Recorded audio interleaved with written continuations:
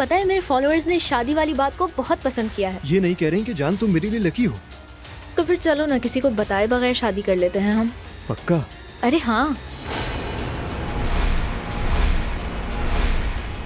Mary ने मुझे कुछ बहुत अजीब सी बातें बताई हैं। लेकिन यकीन रखो भाई भी मुख्तलिफ बात नहीं करेंगे।